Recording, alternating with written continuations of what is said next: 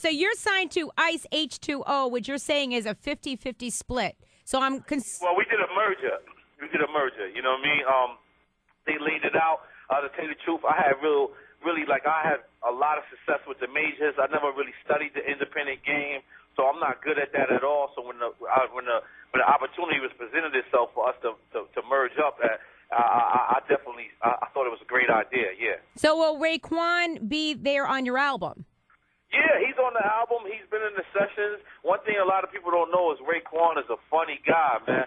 Like, you know what I mean? Like, we was in the studio and Iman Thug came to lay his hook, and Raekwon was like, "Oh, y'all gotta inspect the deck out, y'all crew." You know what I mean? Like, it was just hilarious. I don't know if y'all got the joke, but it's crazy, baby. Also, I'm wondering, there's a Wu-Tang Clan album coming from Raekwon, and Raekwon somehow took Scarface out of retirement and will be doing a collabo album with him. So will you and Capone possibly be on either of these albums? I believe we on Shaolin vs. Wu, and we also got Scarface getting on the record as well. You know what I mean? So it's all family, man. The beautiful thing about this merger is we all was cool prior to you know, putting our names, you know what I mean, on any paper together. You know, we was all cool. I'm a big fan of Scarface. I'm a fan of what Raekwon is doing. So it's all a blessing. It's just, like I said, it's not limited to just New York. It's about a real music movement coming together. Right. Well, it never hurts to have Scarface on your album. Now, he's also got some new young artists signed to Ice H2O. Young artists, like one kid's 11 years old. Yeah, I ain't have the pleasure of meeting, homie. Word. Okay, so will any of those artists be people that you'll be working with in the future, do you think, or no? But, I mean, of course, in the future, as of right now, as far as the War Report 2, I don't think the world will respect us having 15 features, you know what I'm saying? Right. The War Report 2, because we didn't have that many features before. If you listen to Driver's Seat, the first original me and Iman Thug song, you heard Busta in the background because back then we was so much nobodies that we couldn't even clear Busta Rhymes. We had Nas on the record of music, make these thugs calm down. And again, we were so much nobodies at that time that we couldn't clear Nas. You know what I'm saying? Shout out to Tommy Boy. Yeah, it might have looked like we had mad features, but the truth be told, none of those actually made the album. The Nas record was not on the album, and the Busta Rhymes record was even cut short on the album because they wouldn't even allow him to be talking on our record. That's how much nobodies we was, but that's what made it a classic. Okay. And I saw that on Twitter you were talking about Guru. I follow you on Twitter, by the way. You're on Twitter a lot. Heavy. I don't follow you on Twitter. What's your Twitter? I was going to ask you that. Jenny Boom Boom TV.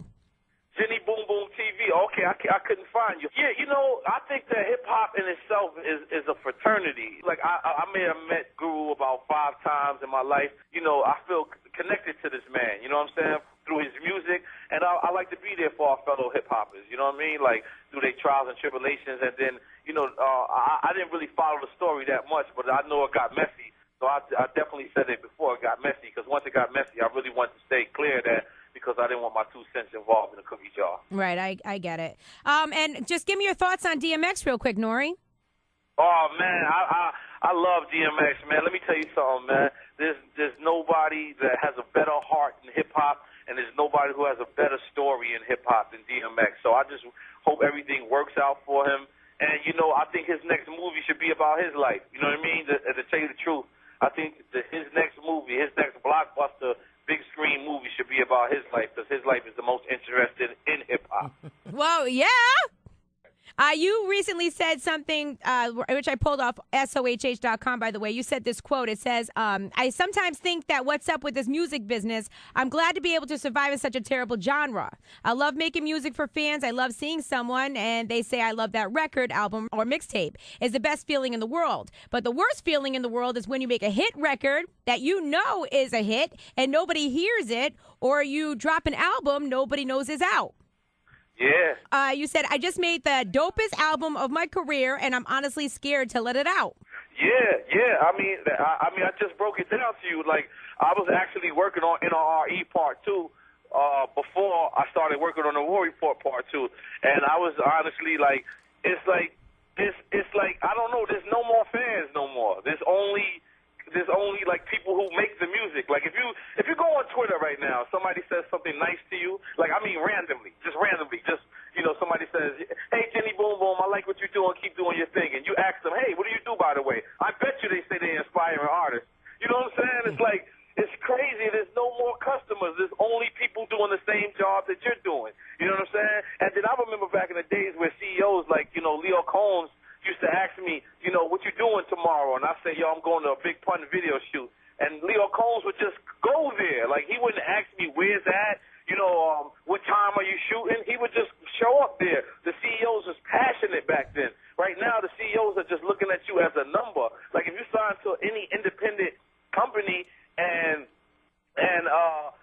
this company is broke, they'll just throw your album out without even telling you. You know what I mean? Because this business is that bad right now. You know what I mean? Like, these little tiny independent companies do not make money from just having your album in the vault.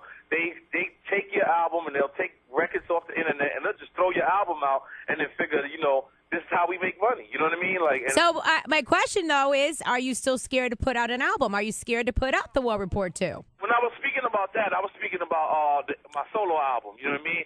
As far as the War Report, I feel like, this is a ground roots type of thing. This is a grassroots type of thing. This is like, you know what I mean, word of mouth. I just feel like the word is spreading as far as the War Report because people are so much fans of that album, it kind of makes it easier to do an album like that. But when it comes back to just, doing something random, my next album's called Green Van, I'm going to be scared again. Yeah. Okay. All right. Well, when can we expect the album to be in stores? Oh, the album is in stores June 15th. Camouflage season is now begun. You know what I'm saying? The War Report 2. We got so many beautiful things going on that album. It's creativity at the max. So I really went back to my hardcore just street way of rhyming, and I even went back to the hood. So for people that were starving to see me back in Left Rack or starving to see Capone back in Queensbridge, I went to Left Rack, I went to Queensbridge, he went to Left Rack, he went to Queensbridge. We're going back to shoot 2 more. And we're giving y'all exactly what you want. You know what I mean? This is for the fans. So hopefully the fans go out and support it. Thug Planet. Perfect. And, yeah, we're actually going to get into Thug Planet right now. Nore, thank you so much for checking.